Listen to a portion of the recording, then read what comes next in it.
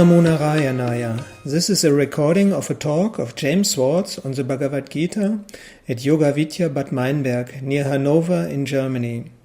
Sadashiva Samarambam Shankaracharya Madhyavam Asmadacharya Paryantam Vande Guru Paramparam Ishwara Guradbeti Murti Veda Vibhagine Vyomavadvyapta Dehaya Dakshinamurtaye Namaha Sarva Vedanta Siddhanta Gocharam Tamagocharam Govindam Paramanandam Sadgurum Pranatosvyaham Om. Chapter 15, Bhagavad Gita. Supreme Being. Krishna said, Maya is like a great imperishable tree with roots in the heaven, in awareness, its branches stretching far below into the world of men. The Vedas are its leaves. The one who knows it is a knower of the Vedas. Nourished by the gunas, its foliage spreads both upwards and downwards. The sense objects are its buds. Secondary roots stretch down into the world of men, binding them to the karmic wheel. In this world, it's not possible to understand. This is Maya. We're talking Maya. They liken it to a tree, an upside-down tree. The root is here in awareness, and this is the tree. And, all this is just symbol. It's a beautiful symbol from a Chandogya Upanishad. Find it throughout Vedic literature. Urdhva Mulamadashakam Ashwatam Prahuravyayam Chandam Siyasya Parnani Yastam Veda Saveda.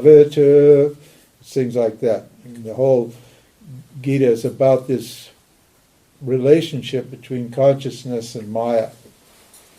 And he says the interesting thing about Maya, about this world, is what? In this world, it's not possible to understand its nature. It's called anarvachaniya. Why can't you understand this tree of existence? It's never the same from one minute to the next. As soon as you know something here, that something has changed, and it's become something else. From 1 second to the next, nothing here is the same. So what you think you know is just a memory of an object. In other words, we're always living in the past. If you think you know something, you only know the thought of the something. By the time you have the knowledge of an object, it's changed. And you don't have the knowledge anymore. It's new. You can never really know what it is. It's just like a film, a movie. Every second changing.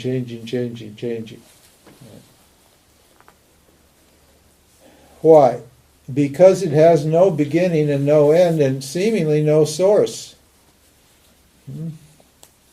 It's not awareness, but it's not the world either, is it?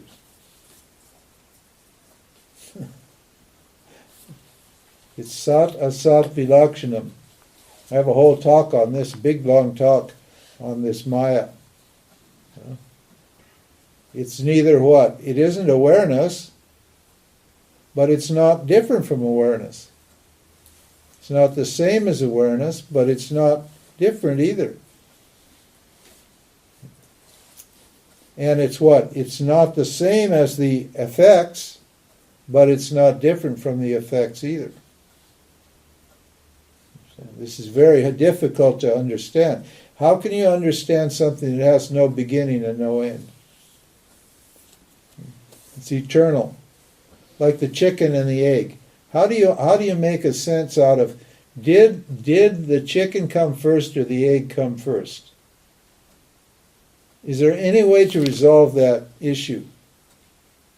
Is there any way to say, that the chicken came first or the egg came first? There's no way to solve that problem, is there? That's the same as Maya. There's no way to say, did the karma create the field of existence, or did the field of existence create the karma? What's the difference between the vasana and the karma? Where's the difference? In the karma is the seed, that produces the next vasana, and the vasana then produces the next karma. So is there any actual separation between the chicken and the egg, between the vasana and the karma? Between anything here in this world? What is it? It looks like it's real, but what? Look at the shirt. It looks like a shirt, but when we start looking at it, we start investigating this shirt, we can't find a shirt, can we? All I have to do to get rid of the shirt is look at it from the level of the cotton. I look at the shirt from the level of the cotton, and what happens? There's no shirt. You say it's a shirt, I say it's cotton. Well, it's a shirt for you, but it's cotton for me, because I'm seeing cotton here. I don't see shirt. You see the shirt, you don't see the cotton. So what is it? Is it cotton or a shirt? Well, it's what you see it. It's what you project. So does it have a real nature that you can say? No. It's only what you put on it. That's what Buddha means by emptiness. Form is emptiness, and emptiness is form. The forms are empty, they're devoid of meaning. You can't find any meaning in them. Where's the chair? Where's the chair? You're sitting on the chair, sir. No, I'm sitting on wood. You say, I don't see a chair, I see wood. You only see a chair, you don't see the wood. Maybe you do see the wood here. But when I say, what are you sitting on, you don't say wood, do you? If I say, what am I sitting on, you'll say a chair. But why don't you say you're sitting on wood? Well, what is it? Is it a wood or chair? Well, the chair has no independent existence apart from the wood, does it? Anything that depends upon something else can't be real, can it? Real means what? Stands alone. Free. Doesn't depend upon anything. That's what real means. So how are we going to figure this thing out? He said it's not possible to understand its nature. You can think you know it, but you only know the thought of it. You'll never know it.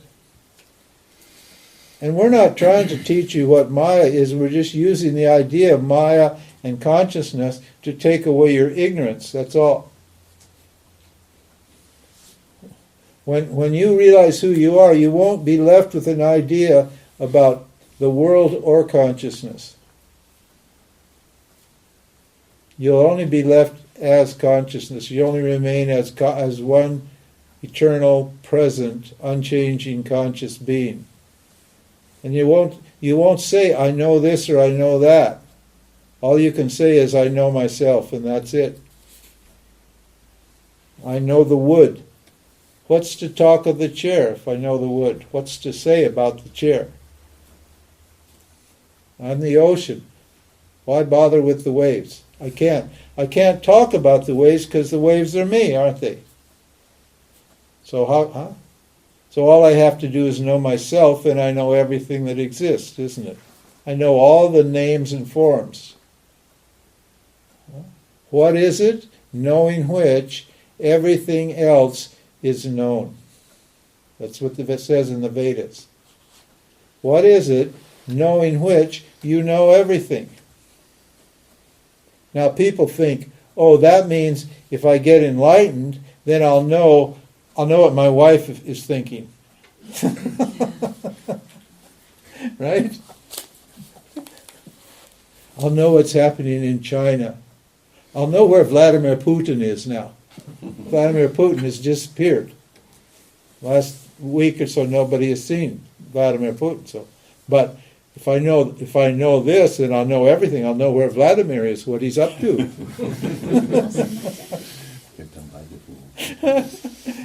Only Ishwara knows where Vladimir Putin is. But I know where Vladimir Putin is. You know why? Because Vladimir Putin is just an idea in my mind, in consciousness. And I know that what? That idea, Vladimir Putin, is what? Is nothing but myself appearing in the form of the idea of Vladimir Putin. Oh. Nobody ever sees Vladimir Putin. They only see the thought of Vladimir Putin, including Vladimir Putin. He doesn't see Vladimir Putin either. Because there's only consciousness. So all I have to do is, that's what the statement is. That's what Vedanta said. There is only consciousness. There is not anything but consciousness. So when you're seeing anything, you're seeing consciousness. Every form and name is nothing but consciousness. Just like every wave is nothing but the ocean. Every ring and bracelet and necklace and so forth is nothing but gold. How far is the ring from the gold? Where's the ring? It's it. I don't see the ring. I see gold. That's it. When you take it, I had a beautiful Buddha that was given to me in Thailand. It was gold, 22 karat gold, and it had a gold chain. And I ran out of money a few years ago. I had no money, and I was in India. And it was really beautiful, and I really loved it. And I had a lot of Shakti. I worshipped it and really looked after it very much. But I was broke, so I had to sell it. And I went to this goldsmith in India, because you get more money for gold in India. And he didn't see the Buddha or the chain.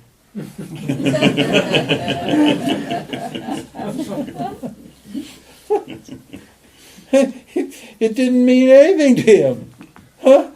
All he saw was how many carats and how much it was worth. That's it. That was gold to him. It didn't mean anything. Where was my Buddha? There was no Buddha. There was just a lump of gold there, that's all. Appearing in the form of a Buddha.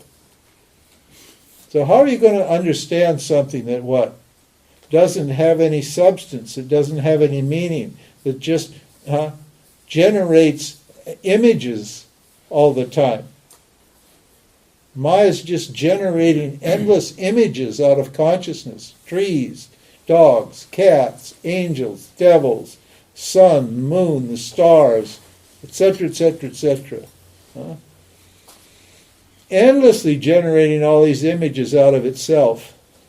What can you say about it? As soon as it's created, it's destroyed. So if you try to seek knowledge in this world, you will what? You'll end up frustrated. Look at the scientists. They want to figure out what the cause of the universe is. They're stuck in the universe. They're analyzing everything here in the universe, and they can't figure out what the cause is. No wonder they can't. Because it's empty. It's just a form. It has no substance. That's what he means. Form is emptiness. Form is devoid of substance. Even when you touch when you touch an object, whatever it is, you only do you know the whole paper when I touch the paper? First of all, I can't feel the back of it, can I? And secondly, if I close my eyes, I don't even know what color it is or what shape it is. All I feel when my eyes are closed is some sensations. And there is no what? If I didn't know what I was touching, and my hand was put on it for the first time, I couldn't tell you what I was touching. All I could feel was sensations in my mind, wasn't I? I wouldn't know what it was I was touching, because every sense organ only delivers sensations. It had qualities, properties of objects. It never, your senses never ever know a substance. They only know the qualities or the properties of a substance. So how is it that any object can be known? And you only know the part of the object that sense organ delivers. Right? What I see with my eyes, I can't hear with my ears. What I hear with my ears, I can't touch with my skin. Each organ just gives you a little bit of everything. And then somehow those little bits, and they aren't even what? They aren't even the actual object that you're experiencing. They're little bits of the object that the mind is putting all together into an idea. What you're actually experiencing is only the idea, but the idea is made out of what?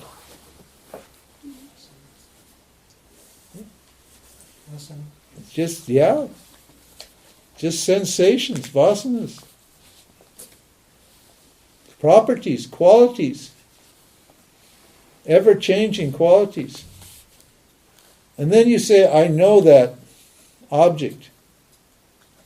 But you don't. You only know the appearance of an object. So you say this Maya tree, these forms there, there's really nothing to understand here. With every advance in knowledge, in Maya, in this apparent reality, with every advance, there's an advance in ignorance. The more you understand something, the more you understand how much you don't understand about that. Isn't it? How about cancer? They've been trying to figure out cancer now. They spent trillions of dollars on cancer research, and they still don't know what causes cancer. And they still haven't been able to find a cure for cancer, have they? Because there's nothing there. It's just an idea. Understand? There's no solution here. That's the point. Cut, and how do you get rid of this? this damn tree, this tree of existence. You cut its well-entrenched roots with the firm acts of non-attachment. How do you do that? By understanding that it's not real. You only keep trying to get something in this world, to understand something in this world, because you think it's real, don't you? But if it's not real, then how are you going to understand it? How are you going to experience it?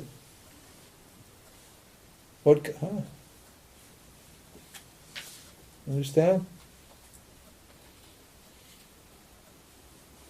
If you understood what the world was, you wouldn't waste your time trying to understand it, trying to gain something from it. Huh? You just wouldn't waste your time. Huh? It's only the belief that there's actually something there that causes that it's real, and if I get it, I'll be happy. Huh? It's only that belief that keeps me trying to dig more meaning out of the forms. Out of money, out of power, out of love, out of sex, out of food, out of, who knows, education, out of this, out of that. I keep trying to get more and more knowledge and more pleasure and more this and that and the other thing, and I'm never satisfied. You never get satisfied with Why? Because there's actually no satisfaction there. There's no substance there to satisfy you. There's only qualities. There's only forms. There's only the appearance of reality. There's not actual reality. There's no actual reality there. Just like, hey, you got wood here, where's the chair? What we mean by, there's no joy in the objects. I think that the happiness is in the object. The happiness is my nature, the anandam. I'm conscious, I'm aware, and I'm full. I'm anandam, I'm bliss. And yet what I think the object, if I get the object, it's going to make me happy. Okay. And he says, if you do this, if you cut the axe of this, if you cut the root of this tree here, what will happen? And the path from which there is no return, self-inquiry, will open up to you. There's nothing left, huh? If you cut that root, in other words, if you become completely disillusioned and dispassionate toward the world, what's left? You immediately turn around and go to yourself. That's what happened to me. I was totally worldly. I was this big, fat, rich, chain-smoking, alcoholic, sex-crazed businessman. And I was none too honest either. I was a liar and a cheat. I stole money like you wouldn't believe it, in very clever ways. And one day I realized there was nothing there. One day it was the most amazing experience. You could read it about in my book. I don't want to tell the whole story, but it was, I realized that it was absolutely, totally empty. I couldn't feel anything in the world anymore. I was so dead to the world. I just completely dead to the world. And suddenly I had this huge vision of awareness. The whole room just filled up with light, with awareness. And there was so much peace, and there was so much bliss that you could have eaten it with your hand. It was so thick. And I saw God like I see you, just radiant and blissful and gentle and peaceful and full. And I realized, and suddenly what happened? My whole life turned around. I was going this way before, and after that, I was going this way. Just the opposite way. I realized this was absolutely empty of meaning. It was such a powerful experience. Within 6 months, I'd lost 50 pounds. I quit drinking. I quit smoking. I quit making love with married women. I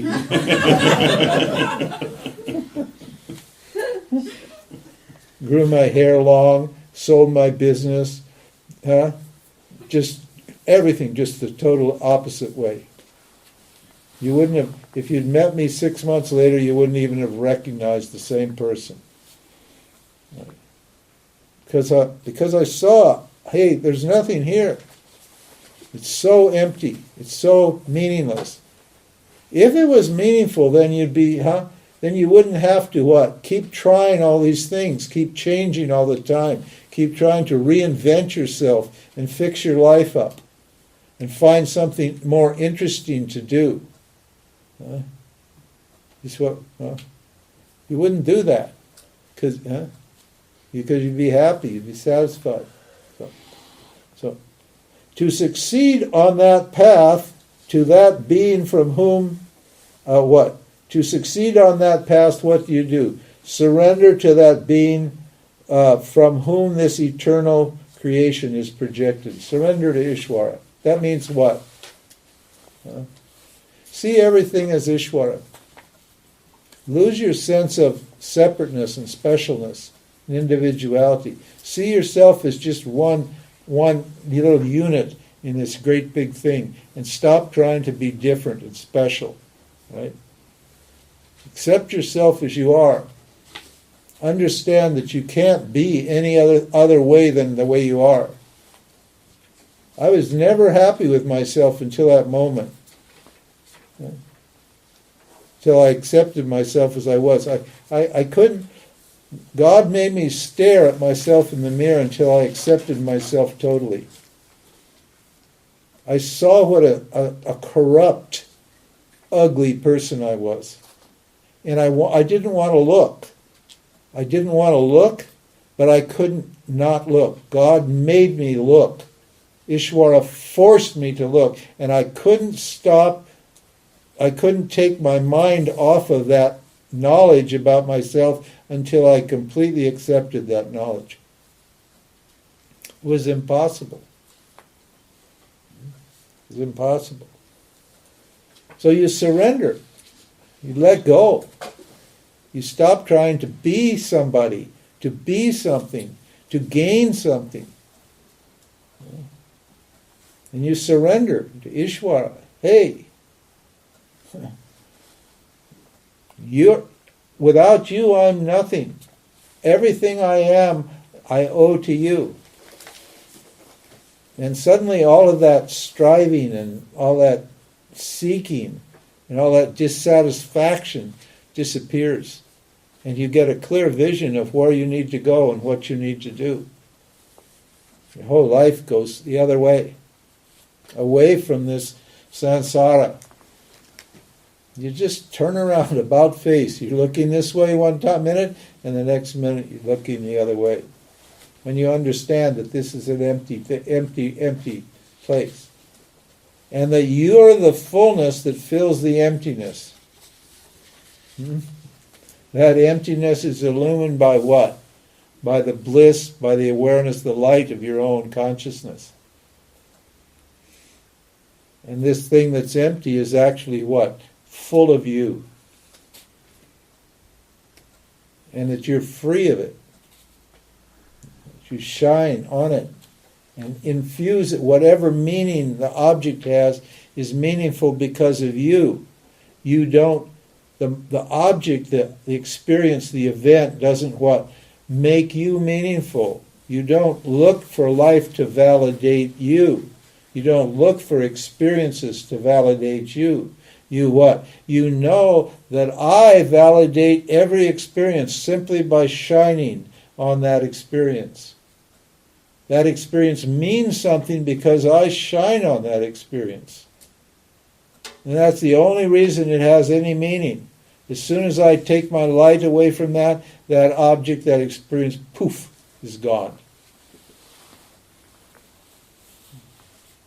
I'm the meaning of everything, not the object doesn't give me meaning. Nothing can fill me, I'm already full. To gain that imperishable end from which there is no return, fix your mind on the self. Always fix your mind on the self. Always think of the self. Never stop thinking of who you are and what you do. And free yourself from the need for respect. Why do you want respect? You want respect because you want other people to tell you that you're okay. Huh? You want other people to tell you that you're okay. What do they know?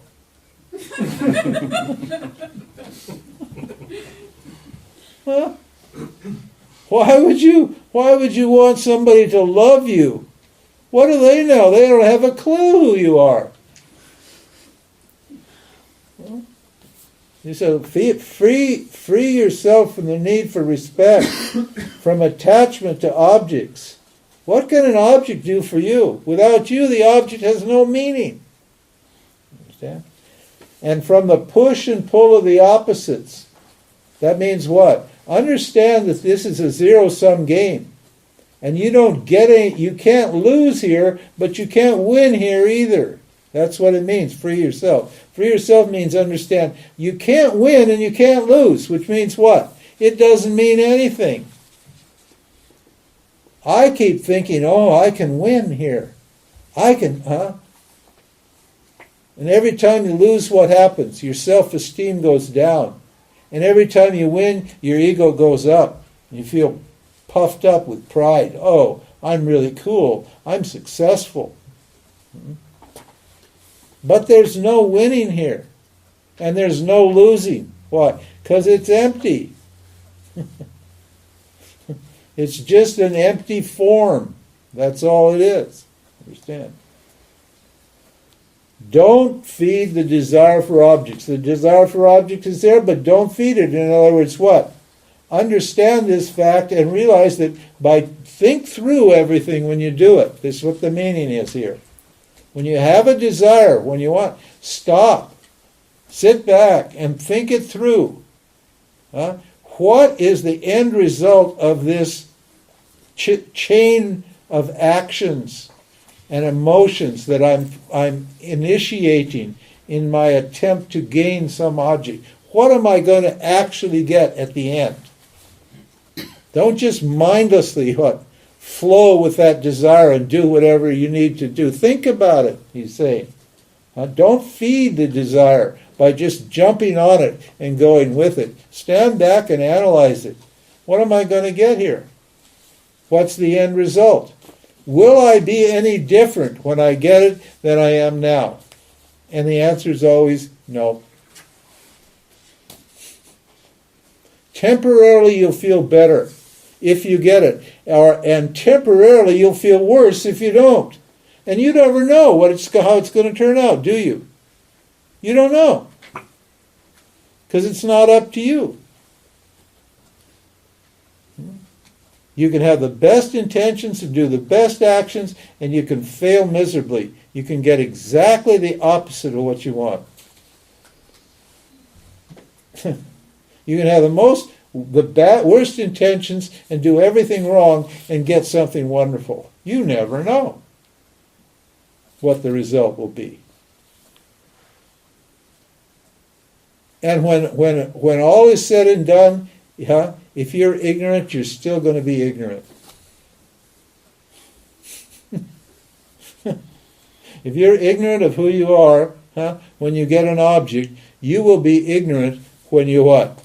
Get the object. You'll be as ignorant when you get it as you were before, because no object can make you full. You'll still feel incomplete, and then you'll want another object. Oh, God, talk about boring. Talk about awful. To keep chasing for these things. I tell my mother, she's 77, I asked her, are you ready to die? She said, no. I said, why not? She said, I need 5 more years. I said, whoa, 5? Why do you need 5? I've got at least, I can fill 5 years so I can do things. I have things, at least 5 more years I need. What? You've lived 77 years and you need 5 more to what? What are you going to get that you didn't get in 77? And when she's 82, what's she going to say? I need another 5. She did? No, she died before she died. But it's always that way, isn't it? It's always that way. You always want to live one more day. What do you think you're going to get tomorrow that you don't have right now? What exactly are you going to get? You're you today, and you're you tomorrow, and you're you the next day, and you're only you. You're either you ignorant, or you're you, what? Understanding yourself. That's it. So seek to know what you are. And then you'll stop chasing things and you'll get to enjoy things happily. We're not saying you shouldn't do things and enjoy things. We're saying you should do things because you're full and complete. You should do actions happily. You shouldn't do actions for happiness. That's why he says, don't feed these desires. I act happily, not for happiness. Neither this, and he talks about himself, the Lord talks about himself. Neither the sun, nor the moon, nor the fire illumines that from which one does not return. That is my limitless abode. In the world, a part of me exists as the indweller, the eternal individual. This little jiva is just a tiny little part, a little ray of consciousness. When the indweller leaves the body, It gathers the five senses and the mind and enters a new body, just as wind carries the fragrance of a flower far afield. Presiding over the ear, the eye, the senses of touch, taste, and smell, and the mind, this eternal person experiences the sense objects. The deluded do not see the guna-driven one experiencing through the body, now or when it departs. But those with the eye of wisdom see. By making an effort, yogis apprehend. Yogis means inquirers. Yogis apprehend the self shining in the mind when the mind is prepared in sattvic. They see that self shining there, he said. But immature people who lack discrimination do not see the self shining there, even if they make an effort. The light because of which the sun and the moon shine, the light illumining all the worlds, is me. I also enter the earth and sustain beings with my energy. I nourish all vegetations, and I am the essence, the soma, of all things. I am the digestive fire in the bodies of all living beings, and I cook the food. I have entered the hearts of all beings. I'm that love that you feel. That's yourself. That love that you feel for objects and for yourself, that is yourself. Right? That love that's here, that you always feel for yourself and for objects. You always love something. And that love that you feel here is the I. That's yourself, he says. Because I am in them, means all these beings, they gain, because I am in them, they gain knowledge, they remember, and they forget. I alone am the object of Vedic knowledge. I am the author of the Vedanta Sampradaya. Means what? The scripture comes from you, from awareness, from the truth, and the knower of the Vedas. Two selves, one perishable and the other imperishable. Perishable is what? From the causal body on down is perishable. That means it's always changing. The other one, what? Imperishable. The other was unchanging. That's Maya, or the causal body. That's eternal. It says two selves exist in the world. The conscious beings and matter, they're all down here. Matter and the conscious beings are all down here in this portion of the tree of samsara. Conscious beings and matter are perishable. The unmanifest, the causal body, is imperishable. But uttama purushasvanyaha paramatme tudarata yolokatrayama vishya vibhartyavyaya Ishwara. He says, other than these two is what?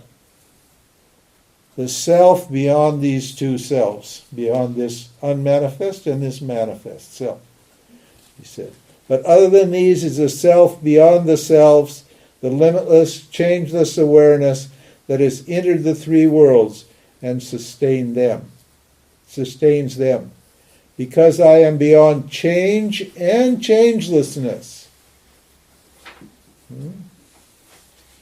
Uttama purushastvanya paramatme. I'm the paramatma.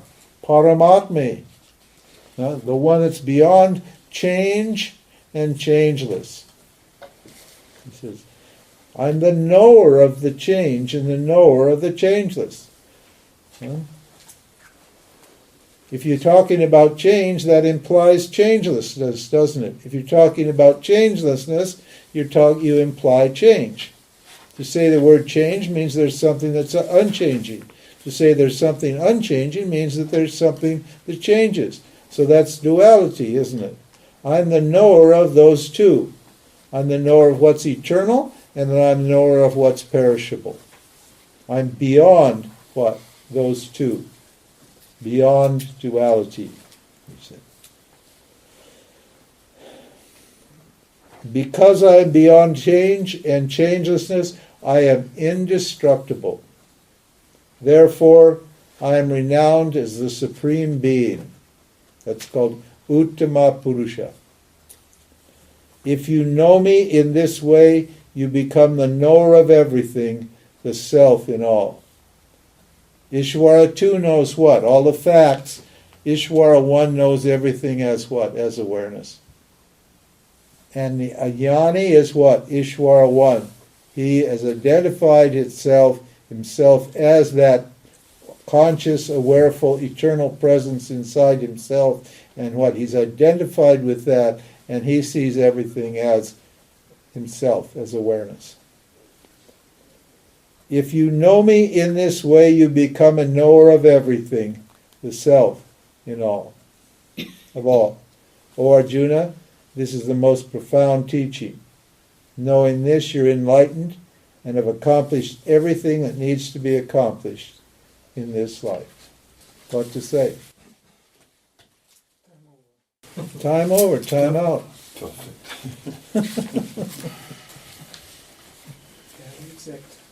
You actually could stop there. That's the essence of the Gita right there. And the rest of it is helpful, extremely helpful, for working on yourself. So we'll, this evening at 7? 7? Yeah. Yeah, at 7 we'll come back and we'll do chapter 16 and chapter 17. Good. Thank you for listening to the talk of James Swartz on the Bhagavad Gita, recorded at Yoga-Vidya-Bad Meinberg near Hanover in Germany. More information on shiningworld.com and yoga-vidya.org.